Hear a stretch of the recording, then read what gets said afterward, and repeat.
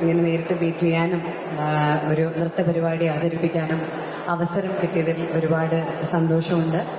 ഇതിൻ്റെ ഏറ്റുമാനൂർ അമ്പലത്തിലെ എല്ലാ ഭാരവാഹികളോടും പറയാനുണ്ടോ? പറഞ്ഞോളൂ ചേട്ടാ. പാട്ടോ?